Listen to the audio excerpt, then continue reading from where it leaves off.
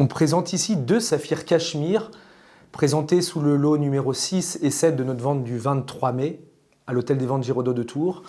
Un saphir de taille émeraude, pesant plus de 23 carats, et un plus petit saphir, plus modeste, de taille coussin, pesant 6,20 carats. Alors avec un peu de prétention, beaucoup de facéties, on a rebaptisé ces deux pierres The Blue Star 1 and The Blue Star 2. Puisque toutes les pierres mythiques ont un nom. On songe au grand saphir de Louis XIV, on pense au Star of India, au Star of Bombay, au Ruspoli. Toutes ces pierres mythiques ont un nom et on a donc décidé avec mes associés et avec l'accord de Stéphane Partier de rebaptiser ces deux pierres d'exception.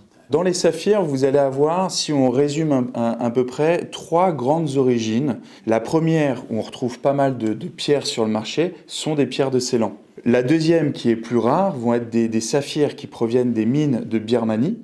Et on arrive au top du top, qui sont les saphirs du Cachemire, comme les deux pierres qu'on vous présente ici.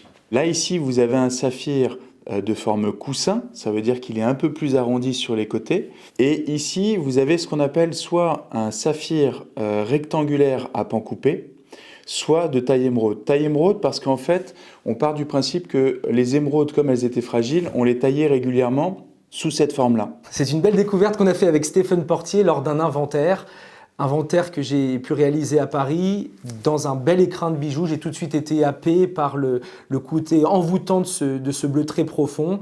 J'ai tout de suite appelé Stéphane, qui m'a rassuré quant à la qualité de ces deux pierres. Et donc on les présente à la vente aujourd'hui, alors que ça fait plus de 3 ans qu'on les a découvertes.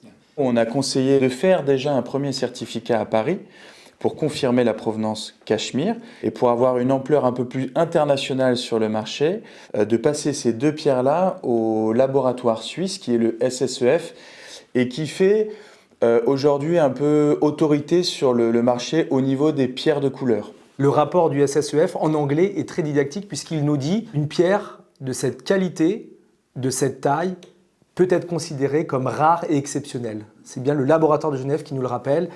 Estimation pour le plus gros entre 600 et 900 000 euros, présenté sous le numéro 6.